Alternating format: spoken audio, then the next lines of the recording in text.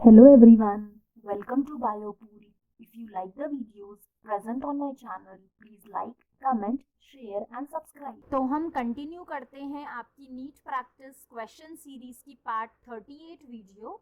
Previously हमने 37 video में आपके 370 क्वेश्चंस प्रैक्टिस कर चुके हैं। हर वीडियोस में मैंने 10 क्वेश्चंस प्रैक्टिस कराए हैं विद रीजंस कि आपका कौन सा आंसर सही है, कौन से गलत हैं, ताकि हमारे जो कॉन्सेप्ट नॉलेज है वो भी क्लियर होती जाए।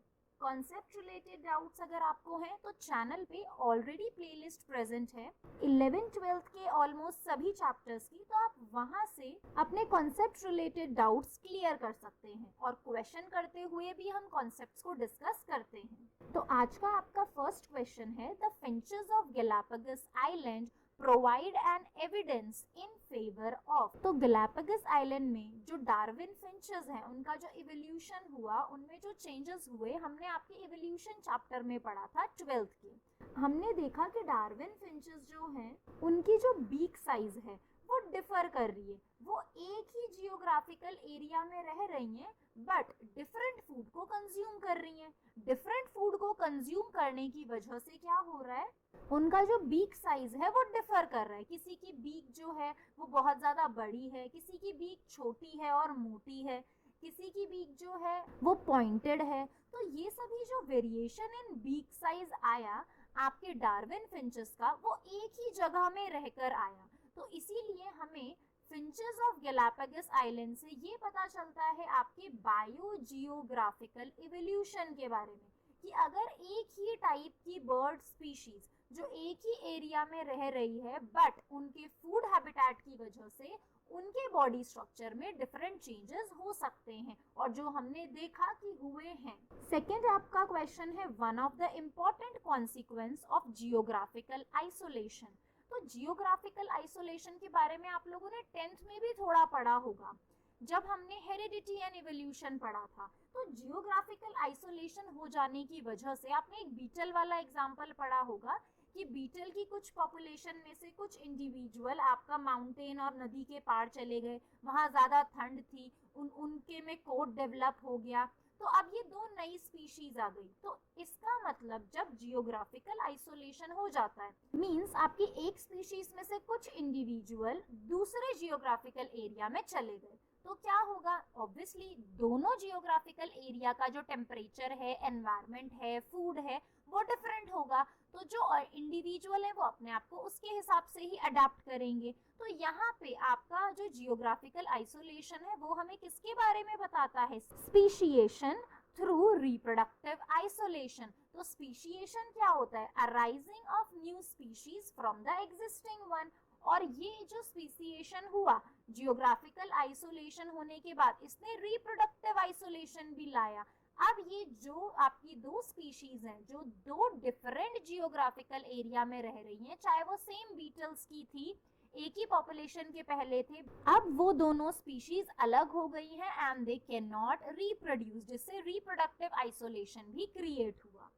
नेक्स्ट आता है आपका इंडस्ट्रियल मेलानिज्म। बहुत ही इंपॉर्टेंट आपका ये एग्जाम्पल है और ये क्वेश्चन भी काफ़ी पूछा जाता है। इंडस्ट्रियल मेलानिज्म का हमने इवोल्यूशन के चैप्टर में ही पढ़ा 12th में, जिसमें हमने देखा था जब जब ग्रेट ब्रिटेन में आपका इंडस्ट्रियल रेवोल्यूशन हुआ, उससे पहले एनवायरनमेंट काफ़ी अच्छा था, पॉल्यूशन कम था, तो वहाँ पे वाइट कलर्ड मॉथ थे, और वो जो वाइट कलर्ड मॉथ थे आपके वो इजीली हाइड हो पाते थे आपके एनवायरनमेंट में। बट जब आपका इंडस्ट्रियल रेवोल्यूशन हुआ तो एनवायरनमेंट पॉल्यूटेड होने लग गया, एयर पॉल्यूटेड हो गई, उसके अलावा ट्रीज की बार्क पर ब्लैक सूट जमा हो गया, और ब्लैक सूट जमा हो जाने की वजह से क्या होता है, आपके जो वाइट मॉथ है वो इजीली विजिबल होंगे प्रेडेटर को, जिससे उनकी पॉपुलेशन कम होने लगी। और उन वाइट मॉथ में से कुछ ऐसे मॉथ्स जिन्होंने वेरिएशन से अपना मेलानिक जो उनकी फॉर्म थी वो लाए, मतलब डार्क कलर्ड हो गए, ब्लैक कलर्ड हो गए, वो सरवाइव कर पाए।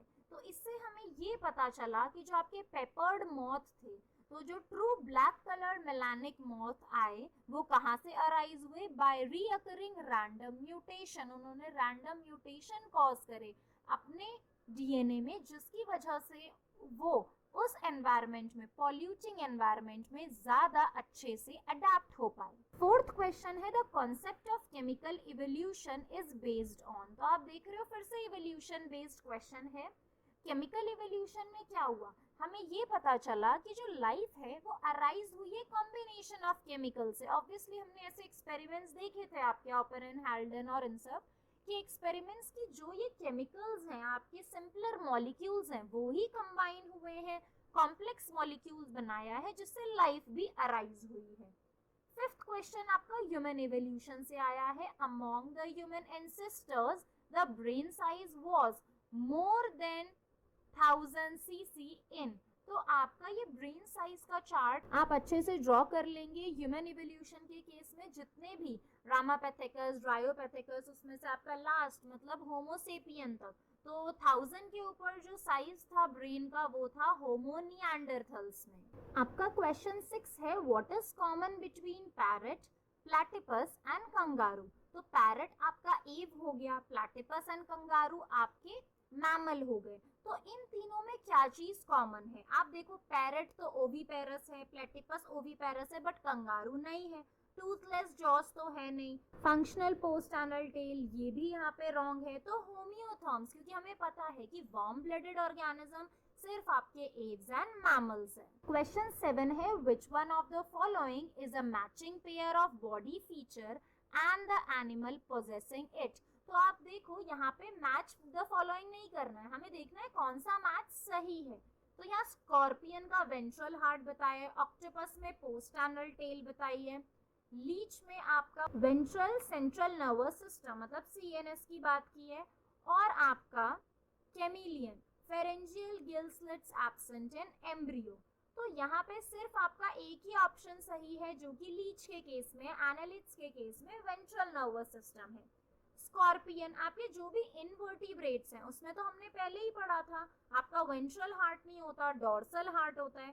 पोस्ट एनल टेल तो आपकी सिर्फ कॉर्डेट्स के केस में प्रेजेंट है और एम्ब्रियोनिक टाइम पे ही प्रेजेंट होती है।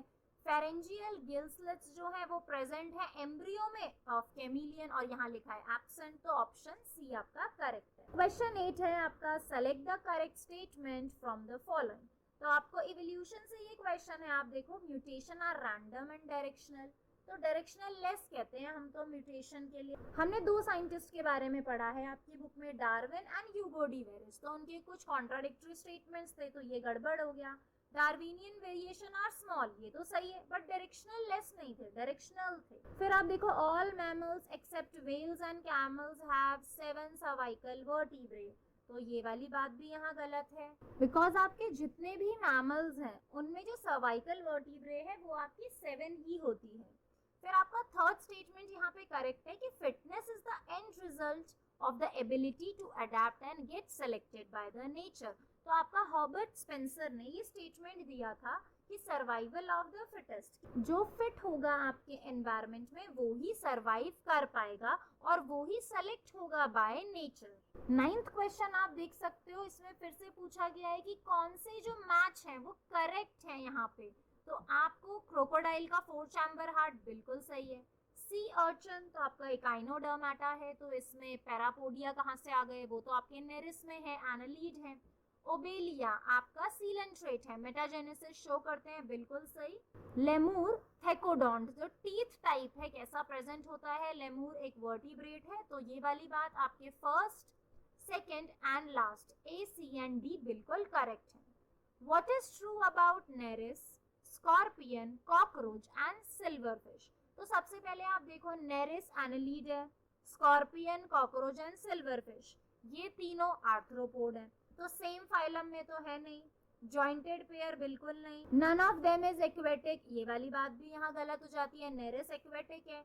They all possess dorsal heart, तो सिर्फ यही बात सही है क्योंकि हमने पढ़ा था आपके जो इनवर्टिब्रेट्स हैं उनमें डोर्सल हार्ट होता है, वेंट्रल तो आपके कॉर्डेट्स के केस में होता है। तो ये थे आपके आज के 10 क्वेश्चंस। अगर आप प्रीवियस क्वेश्चंस को प्रैक्टिस करना चाहते हैं तो उनका लिंक डिस्क्रिप्शन बॉक्स में है, प्लस चैनल पे भी प्लेलिस्ट ऑलरेडी प्रेजेंट है। If you like the videos, please like, comment, share and subscribe. Thank you for watching the video.